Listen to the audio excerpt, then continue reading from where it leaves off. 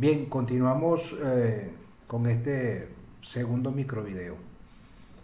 Ya nosotros en la clase pasada veíamos que la eficacia de la ley tiene lugar cuando se promulga. Es decir, cuando el legislador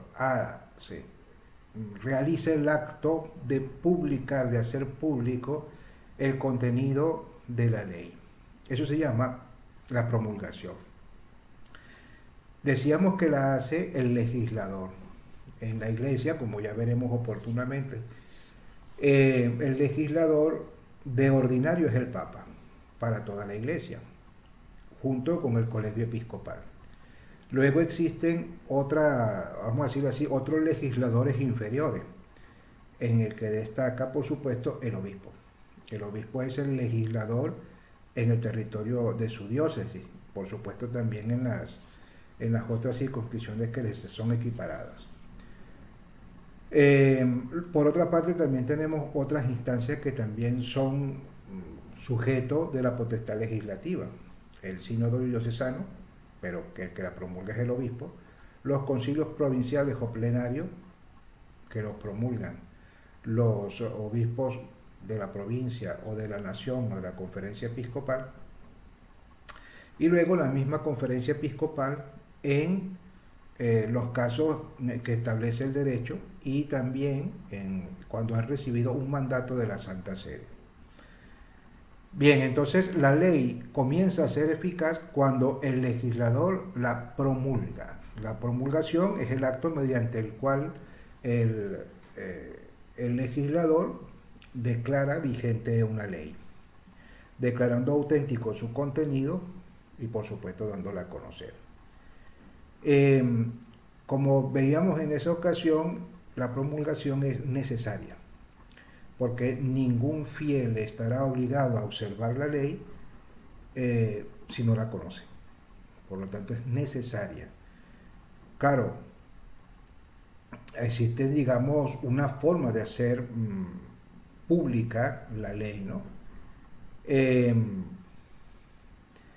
en la iglesia, para la iglesia universal, el modo, vamos a decir así, que establece el derecho es lo que dice en el canon 8.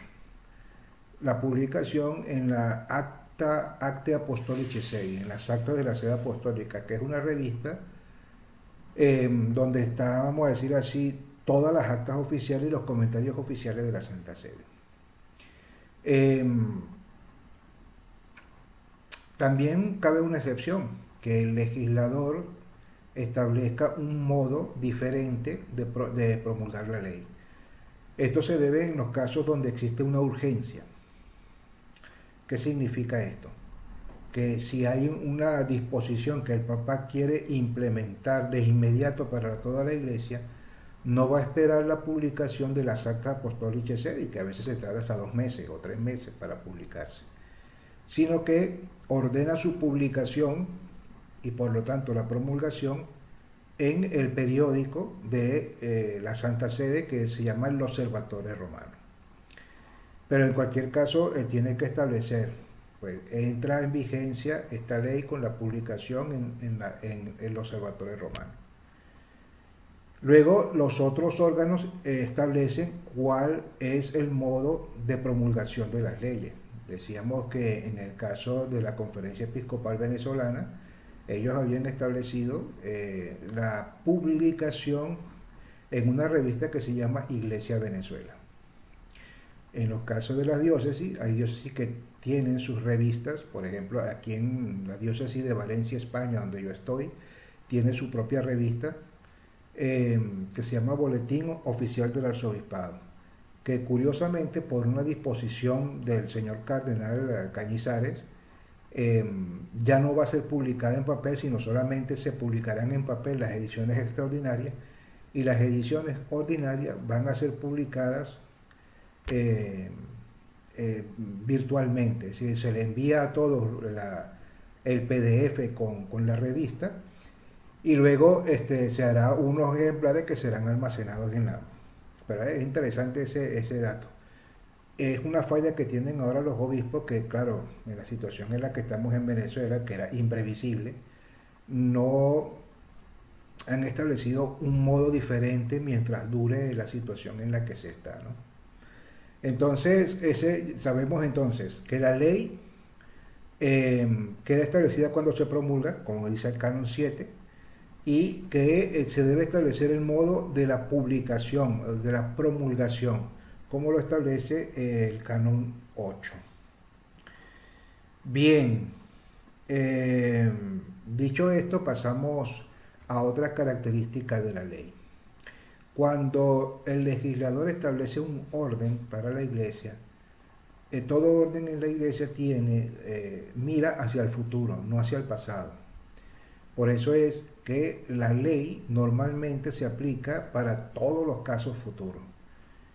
Y si afecta en alguna cosa a los actos que ocurrieron en el pasado, no los, mejor dicho, no a los actos que ocurrieron en el pasado, porque eso no los puede modificar, sino a los efectos de esos actos. Entonces tienes que establecerlo en la misma ley. Así lo leemos nosotros, por ejemplo, en el canon 9. En el canon 9 dice que las leyes son para los hechos futuros, no para los pasados, a no ser que en ellos se disponga especialmente para ellos. Pero vuelvo y repito, no a los actos, sino a los efectos, porque los actos no los puedes cambiar. El pasado, lo que ya ocurrió, no lo puedes cambiar, pero sus efectos en el tiempo sí. De tal manera que si, por ejemplo, se llega a establecer una ley penal, se tiene que aplicar a los actos que ocurran desde este momento en adelante.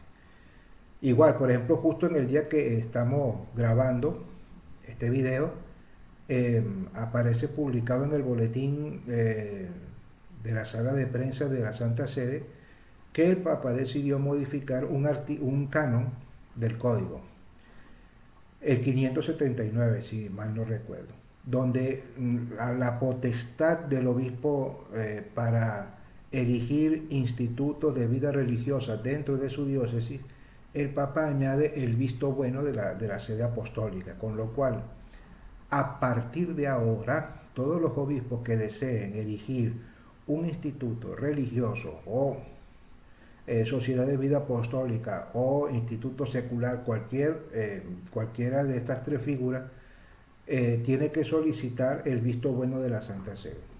Es decir, eso se aplica entonces a todos, por ejemplo, los institutos diocesanos que ya han sido erigidos. No, se aplica a todos los actos de los obispos a partir de ahora. Con lo cual, pues no afecta al estatus jurídico de los anteriores. En el caso de que, por ponerles un ejemplo, en el caso de un instituto X que se disolvió por las razones históricas, porque se murió el último de los padres y tal, y toda aquella historia. Y después, pasado el tiempo, otras personas quieren recobrar el carisma de esa tal y toda aquella historia. No se aplica a los hechos pasados, sino al hecho presente. Es decir, esa se disolvió, esta es nueva, hay que pedir permiso a la sede apostólica. Bien, ahora la irretroactividad. Malaya, disculpen que se me movió aquí la... Con respecto a la irretroactividad hay unas excepciones. ¿Cuáles son esas excepciones? En el caso de las leyes penales. Como ya decíamos en ese entonces, las leyes penales cuando cambian quiere decir que cambia la gravedad o la apreciación de la gravedad del hecho delictivo por parte del legislador. Pero entonces, ¿qué pasa con las personas que hayan cometido un delito canónico? Que a ellos siempre hay que aplicar la ley que es más favorable. ¿Qué quiere decir esto? Que si en el momento en que un fiel cometió un delito, la pena era muy grave y después cuando cambia la ley la pena es más suave, entonces hay que aplicarle la que es más suave. Si antes la pena era más suave y ahora es más rígida, entonces hay que aplicarle la anterior. Siempre la que favorezca más al reo. Y se prevé otro caso, en el caso que, por ejemplo, un reo haya sido castigado por un delito, pero que después el legislador deja que elimina la pena para ese delito, o más aún, elimina ese delito, entonces el reo tiene que ser absuelto. No puede seguir aplicándose esa ley. Entonces, esa es una excepción a la irretroactividad de la ley, solamente en materia penal. Bien.